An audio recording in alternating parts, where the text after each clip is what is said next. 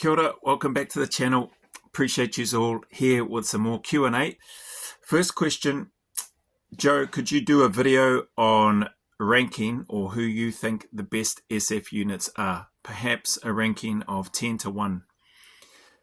My response to that is no, I can't. This is just me personally. I don't think I'm qualified. Well, it's not that I don't think. I know I'm not qualified to make that sort of judgment or assessment of the other Special Forces units in the world. One, I don't know who all the Special Forces units are in the world. I know of a handful. I've been fortunate to work with some of those that have served in other Special Forces units or other Tier 1 in particular units, like some guys that are former Badge 2-2 SAS operators and SBS operators. Worked with some former or worked with guys ex-NZ, badged NZ SAS operators, Australian obviously, some Americans from the Navy SEALs. I haven't worked with anybody from Delta or DevGru. So I haven't worked, so Navy SEALs, I don't think they're Tier 1, I think they're Tier 2, but still very high level. So my take, so in addition to that, there's many other SF units in the world, right? Or people or units that are considered to be special forces. So that's the first piece. I haven't served or worked with all of those. The second piece is I haven't done the selection courses for each of those units. And third, I haven't worked in or spent any time serving in those actual units. So when people, whether they're ex-SF or whatever, like full credit to them, that's awesome.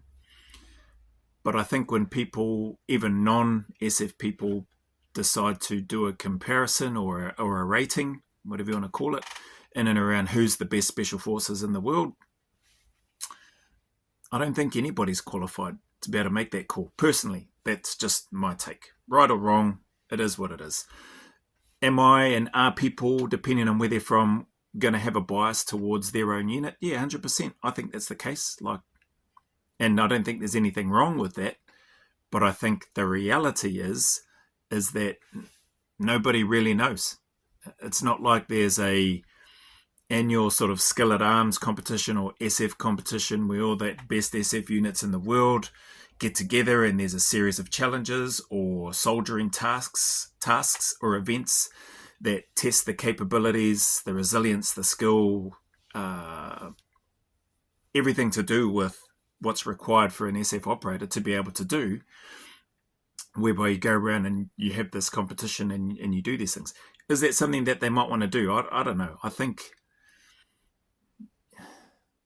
there's probably more important things to spend a budget on.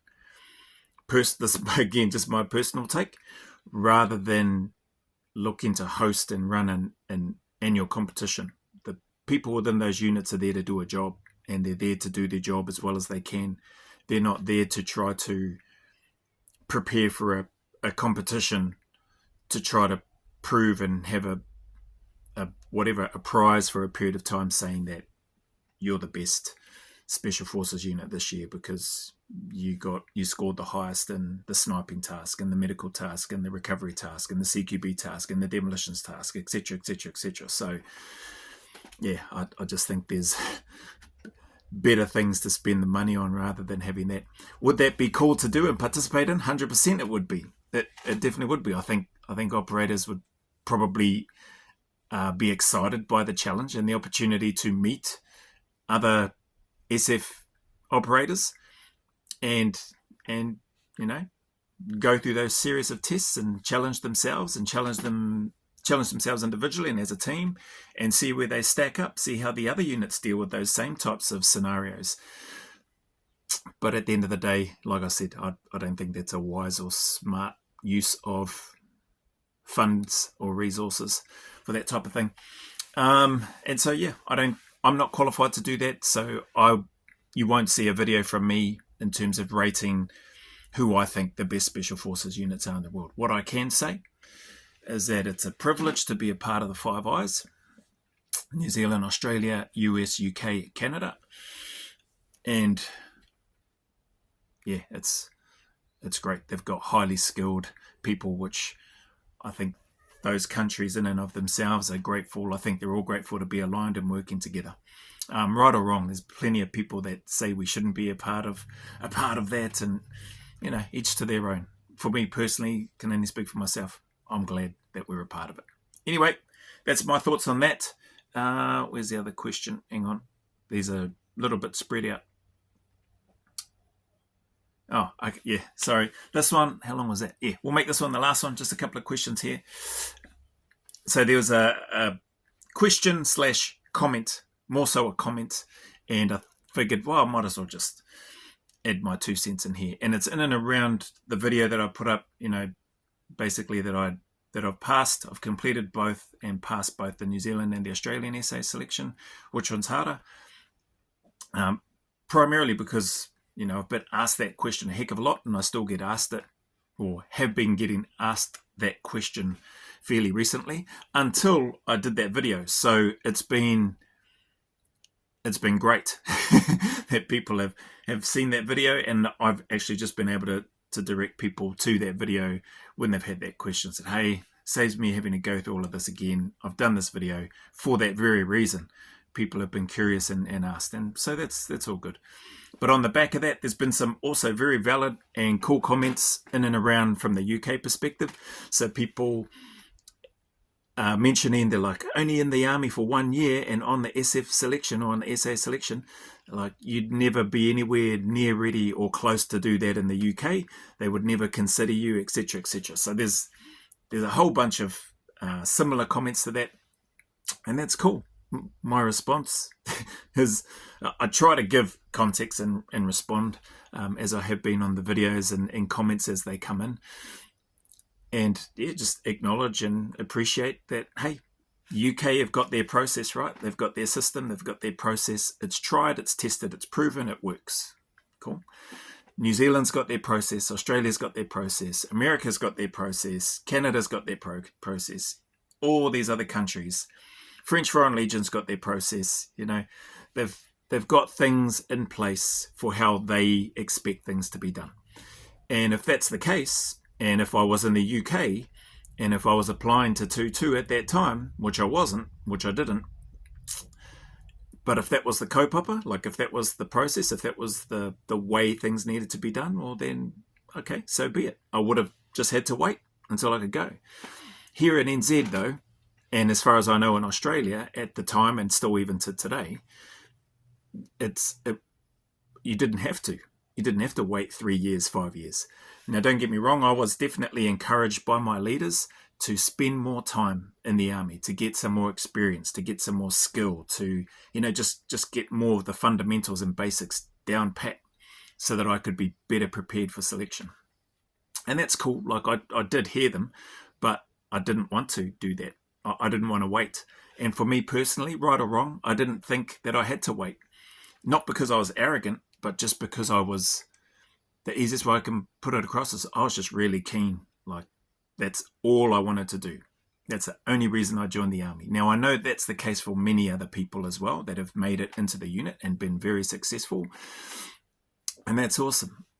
But again, everybody's different. Hey, we have our own little quirks and differences.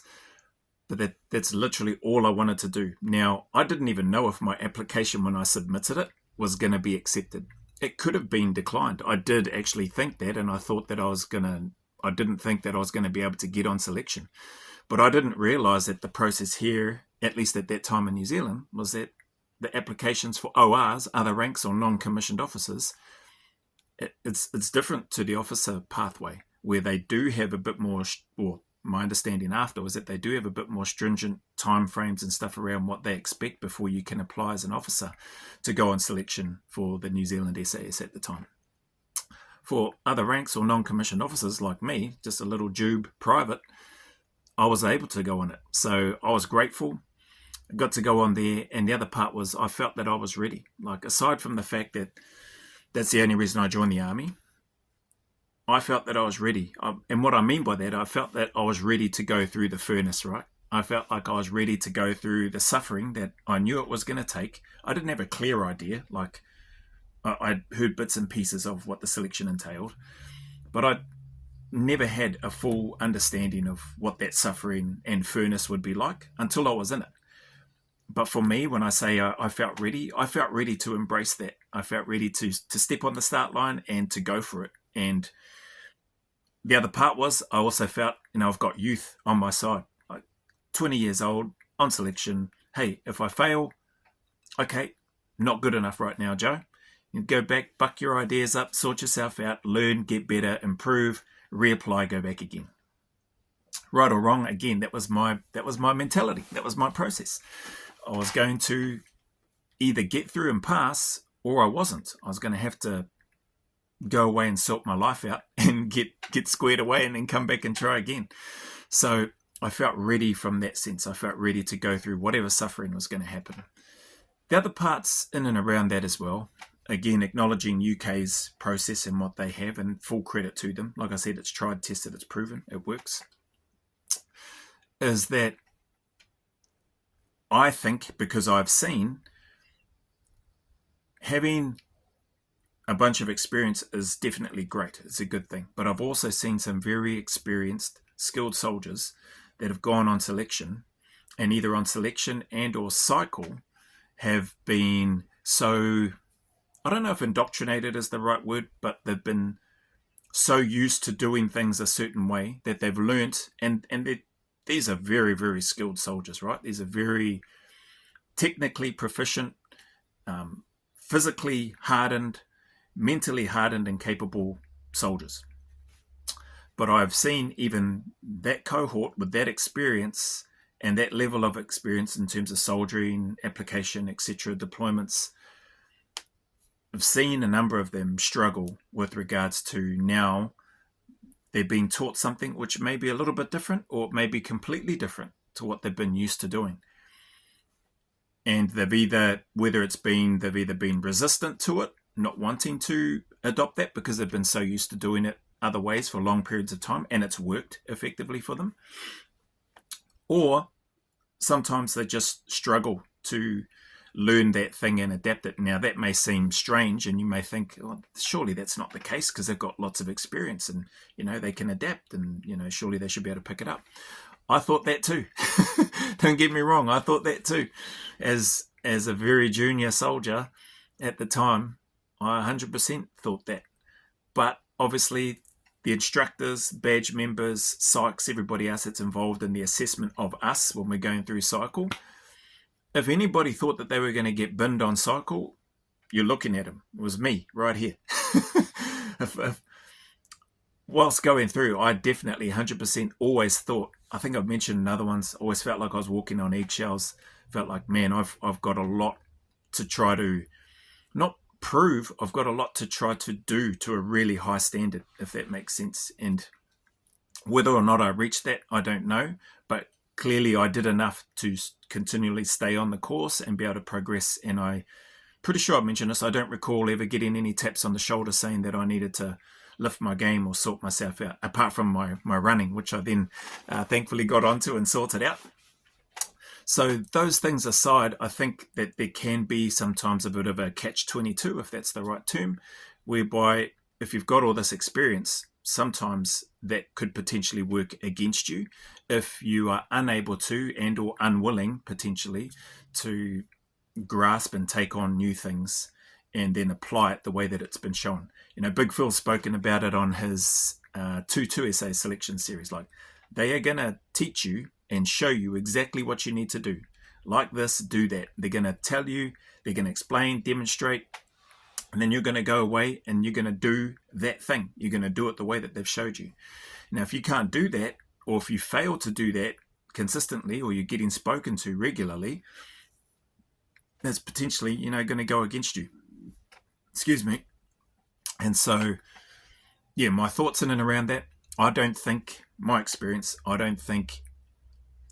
not having as much experience as other seasoned soldiers is as much of a disadvantage as people might think. So as long as you have a positive attitude, like as long as you have a good attitude, a willingness to learn and take in that information, like absorb as much as you can, try to be a sponge and then try to apply it the way that you've been shown, the way that it's been explained, the way that it's been demonstrated. And if you can do that, you give yourself a good chance to stay on the course and to be successful. That's my take on it anyway. I acknowledge and appreciate the comments that have come through from those in and around the UK with regards to their process, and full credit to them. It works for them. It is what it is. But yeah, if I was over there, I would have just had to wait. Here in NZ, if my application got declined, I would have had to wait, which meant I would have needed to get some more time and experience, and I would have done that. But I don't think it's a one size fits all. I don't think you have to do a certain number of years before you should be allowed to go on selection, etc. Because there's plenty of evidence and proof that it can be done. I think there was even, and by no means was I the youngest. I'm not the youngest to have ever gone through selection. I'm pretty sure there was a 19-year-old that completed selection and was serving in the unit. Oh, obviously he was older by then, but made it all the way through and was serving in the unit. So, I don't think it's a one size fits all, if that makes sense. But anyway, I've rambled on long enough. Hopefully you get something out of this video in terms of the ranking of Special Forces units. I'm not qualified to do that. I can't do that. And then the differences between the UKSF selection process and other ones, or at least New Zealand and Australia anyway, how it was at the time. So hopefully that helps. And appreciate your time, appreciate your encouragement, your support. Anything that any of you do here on my channel, whether it's just watching and then moving on, whether it's liking and watching, subscribing, sharing, commenting, whether you do all of that, man, I really, really appreciate it. Thank you very much for your time. It means a lot to me. So that being said, as always, any challenges, struggles, or trials that any one of you may be going through, just please know that you're not alone. Like every single one of us, you, me, your next door neighbor, your friend, your auntie, your cousin, your mum, your dad, your brother, your sister, everybody's going through stuff in some way, shape, or form. So you're not alone, and your challenges and trials and struggles, although they may be different, are nonetheless valid. So just keep turning up, just keep staying in the fight, and know and trust that better days are coming. Better days are just around the corner, and that they are closer than you think. The sun will shine again.